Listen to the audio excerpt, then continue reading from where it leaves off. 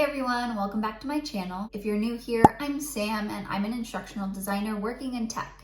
One part of my job that I don't often talk about because I don't do this all the time is I build out certification exams for different tech companies. So if you've taken like a Salesforce certification, any sort of like Microsoft or Google certification, the people who create those are the instructional designers. And it just so happens that I'm in the middle of working with my team to build out a new certification exam. So I thought it'd be kind of fun to take y'all with me and kind of show you the behind the scenes of certification exams. Yeah, I have about 12 minutes until my morning stand up, so let's go make some coffee.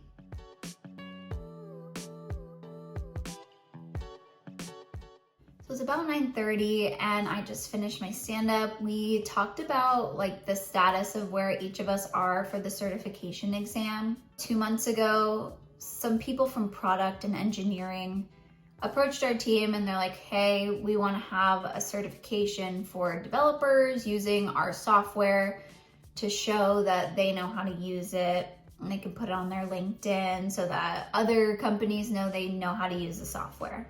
So as the instructional designer, what I did was I met with them to kind of identify who the exact like persona or audience for the certification exam was.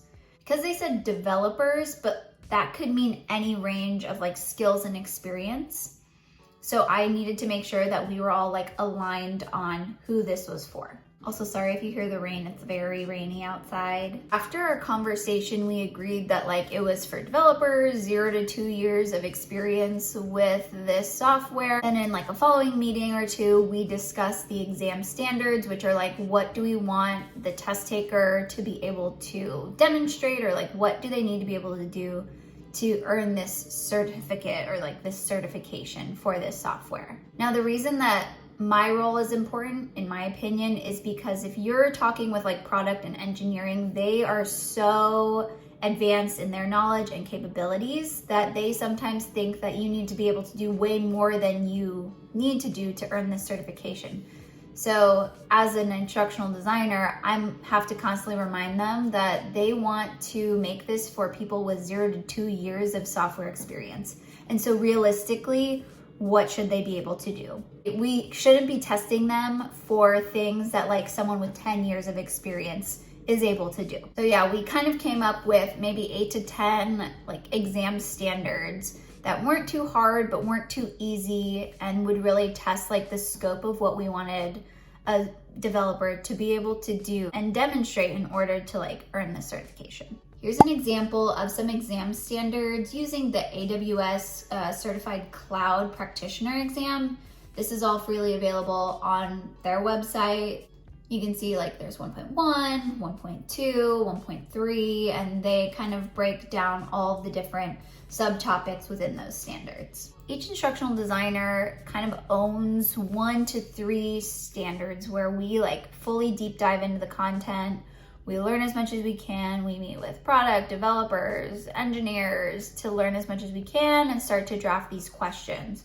So say maybe for each standard we create, 7 to 10 questions. Some of these questions will make it to the exam. Some of them will be modified heavily based on feedback, and some of them will be scrapped completely. So I have to submit my drafts of my 3 standards of questions by noon today. So we're gonna go do that right now. I also need to create the screenshots for some of the questions because some of my questions are like interface-based questions. And so I need to take the screenshot, label it like A, B, C, D. I need to do that. And then, yeah, so let's go edit our questions, finalize them, and then we'll submit them for review by my team and the certification professional person and my manager. Ooh.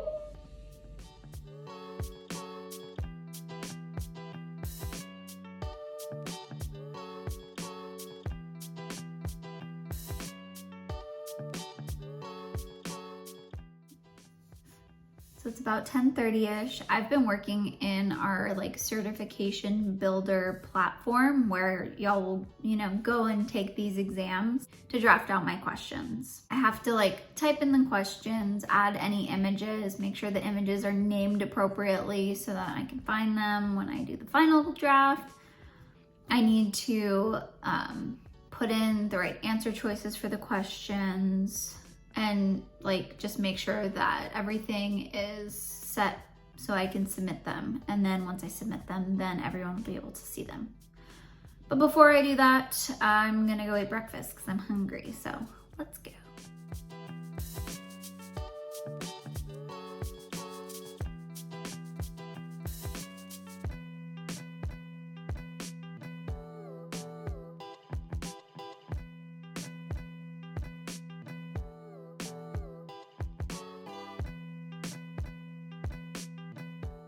Okay, so I ate breakfast and now I'm gonna test all of the drafted questions that I built because these are all gonna be like on screen in front of my entire team and my manager, and we're gonna like go through and dissect each question. And if we go through the questions and the answer choices are wrong, that's just gonna be like, okay, you clearly didn't edit anything or test anything.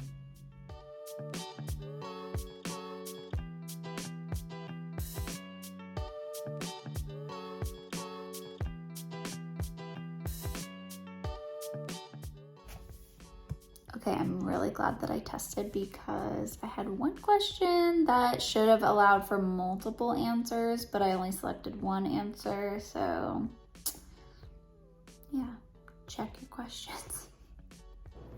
All right, so it's about 1 p.m. I submitted my drafts of my questions and I went to the gym. And at 2, I have a meeting with my team where we're gonna start going through each of these drafted questions. So we'll display like the standard at the top of the screen, and then we'll display like the first question that someone wrote for that standard. All of us will read through it and we're gonna check it for a ton of different things. Make sure that it aligns with the standard, that it's grammatically correct, that it's formatted properly, that it follows, best exam question writing standards. Meaning we're not asking like not questions or like a double negative sort of question. We'll make sure that it's like not too hard or not too easy, a lot of just different things. Then we vote like yay or nay on the question, and if there's even one like nay or no on the question, then we all need to work on that question and either enhance it or edit it or like scrap it all together until we've all come to this like yay or thumbs up consensus for that question. It takes a long time to get through all of the questions because say for example there's 100 questions. Each question can take up from anywhere from like 10 minutes to like an hour or 2. But it's a good thing because it makes sure that all of the questions are super high quality and that it's like a legit certification question and exam in its entirety. So honestly, that's what I'm gonna be doing the rest of the day. And probably the rest of the week, honestly. So I'm gonna grab a snack and get ready for my meeting because it's definitely gonna be a long one.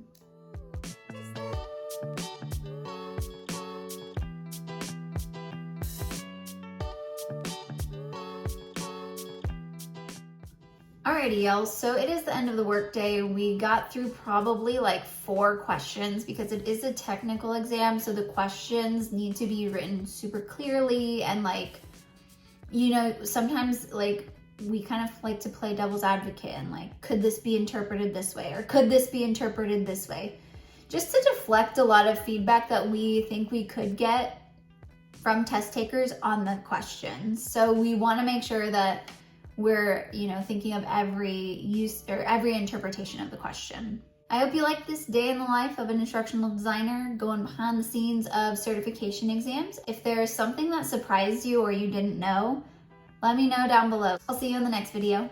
Bye.